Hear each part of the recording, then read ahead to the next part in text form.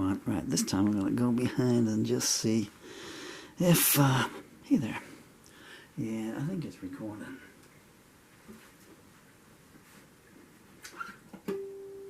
Trying to write shorter songs now, so this is a new song that I wrote maybe 15 minutes ago. I've just done take one.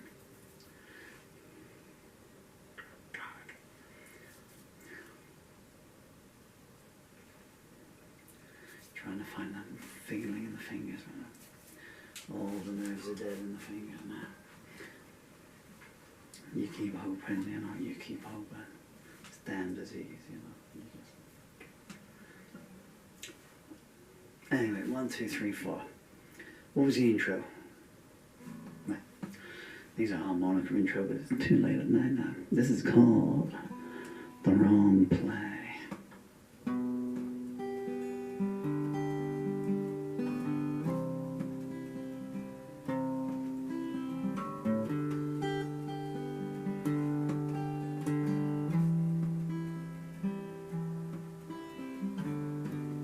Wrong place,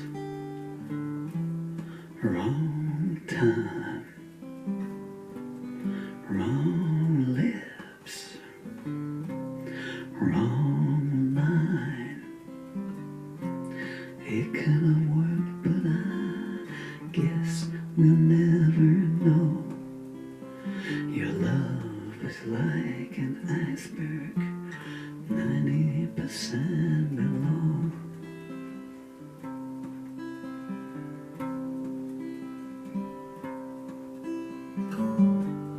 Wrong truths, wrong lies, wrong tears in the wrong eyes. I was never more alone than when I woke up with you. Your love was like a slip knot, easy to undo.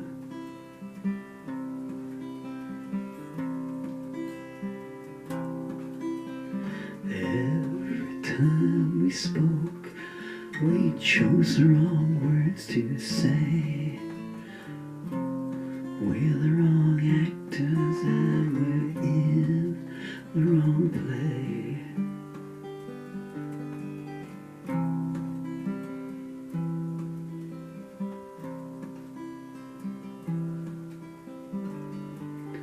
Wrong nights, wrong days, wrong turns, wrong ways. No good looking now, white, brown and innocent.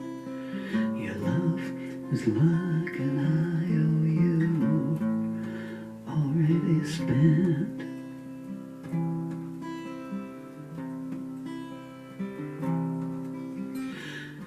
Every time we spoke, we chose the wrong words to say. We're the wrong actors and we're in the wrong play.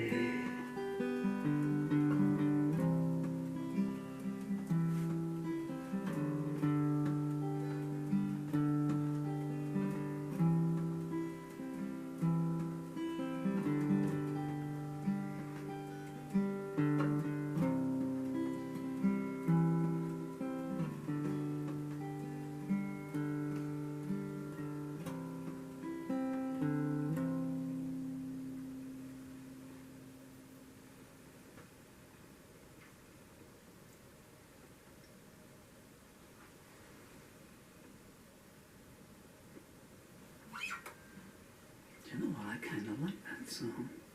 I mean, I like all my songs, but I never think of them as my songs, you know. But, that was take two. There's a nice little nuance of something that, I tell you the truth, I just keep hearing. I just wanted to play the guitar. I just want to hear some music before I go to bed. And I didn't know what song to play. So I just grabbed a pen and paper and that came out. And keep saying just, so I grabbed a pen and paper, and that's what was given to me. And it took 11 minutes start to finish, and that about, if you look at take one, I think it was about a minute and a half to do the music. And, you know, I kind of like it, there's a nice nuance in there.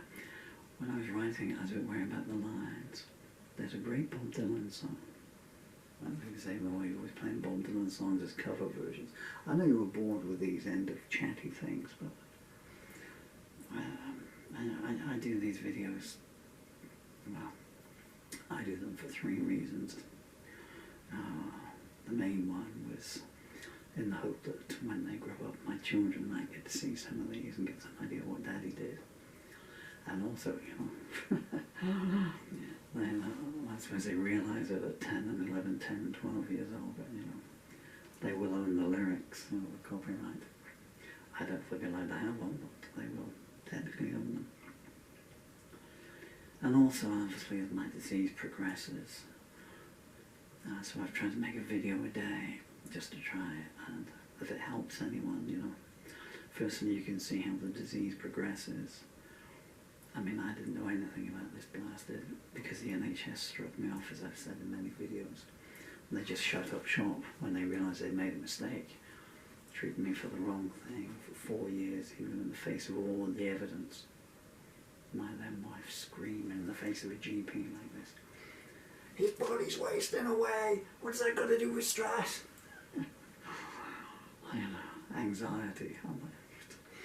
I go on stage every night, you know,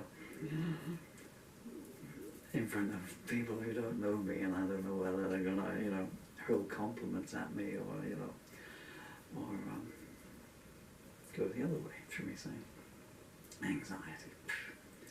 Never did we realise it would be terminal illness that they make a mistake on them for that. Anyway, so, you know, so if anyone has got this, you know, because you don't know how the disease is going to go. The neurological disorder just turns your body into a human octopus, you know. If you could see what I'm like under my clothes, you'd vomit. And apart from, in the case of all the gentlemen, they'd vomit with envy. I'm just feeling a little bit retrospective here, so don't mind me. As I say, please turn off. But if it's any use to someone, you know, speech might only be useful to one person out of 100. The other 99 have got the option to not listen to it, but if I don't say it, that one person that it might help doesn't get it, you know. You know, so if anyone does get this and their body starts wasting away, you know, it is terminal, and I mean, don't raising one's hopes up, you know. And it's the most god-awful disease in the world because it affects your entire body. It's not like cancer or something where it's in one part or 2 parts. There's a chance, you know, they can cut it out. Your entire body. So you can just look at the videos for the last 3 years, day by day, and see the rate of progression, you know, and when it speeds up and what's making it speed up, if you want to listen to it. Of course, you've got to live for 3 years to do it, you know. My advice is just watch one every, you know, every 3 months, so watch whenever it started, January 2020, and then June 2020 or whatever, you know, and just see, give your yourself some idea. But also to say, you know, still fighting, you know. It took me 8 hours from 5 a.m. this morning. I woke up and to get off of the sofa and get my leg braces on, but the guitar got me up and everything. And there's a new song come out of it. I completely forgot what I started saying. I don't know. But also, of course, and the songs have to exist for themselves as well. A lot of people will do that song better than me. I think I was saying about Bob Dylan's. There's a Bob Dylan song, I don't know if he's ever released it. I've got it on a release that he probably wouldn't like me having it on. And it's called New Orleans Rag. I've got a live version of it. Oh yeah, that's the point, yeah, because normally when I do a session, I do a cover version, because most of the time I do that's a Bob Dylan song. Most of the time, she ain't even in my mind. Great song too. Everyone says, well, you must like Bob Dylan. No, not really. They are ingrained in my mind from when I started 42 years ago when I was asking people to teach me songs. No one in the squad I knew any of the songs I wanted to play, you know, so, okay, so how does Blinded by the Light go? I only knew the Man from Man version, you know, from 78. We don't know. I mean, you don't know you can play the guitar. Well, yeah, Bob, it's got a million chords in, you know. Yeah. Try this one. There's a Bob Dylan song. It's got 3 chords. It's called Blowing in the Wind. Actually, Blowing in the Wind's got 4 chords, doesn't it? It's got C minor 7th in it, I think. And so they're all ingrained in my consciousness. So there's a Bob Dylan song, and it's a classic, you know, to everyone. He got the Nobel Peace Prize for, well, I don't know what he got the Nobel Peace Prize for. He should have got it for the times they're changing, that's for sure. Song he hasn't played in, what, 20 years, I don't know. And he should have got the Nobel Peace Prize for Mr. Tambourine Man on its own, so I have 2 for it. And he should have got it for Gates of Eden as well. But if you look through his back catalogue, there's a song called North Country Blues. Don't know what album it's on. I'm assuming Time's Changing album because it was that. So it'll be freewheeling or Time's Changing. That to me is a great Bob Dylan song. That's a great song. That's a song that's got a lineage all the way back past Lead Belly and all those classic greats, past Josh White, past Booker White, you know, going back there. I'd love to have Big Mama Thornton sing that song. Hey, I'd love to hear Big Mama Thornton sing anything. And there's another one he did. It's a comedy song, and it's called New Orleans Rag. And it's just so clever, and it's a song, it's about,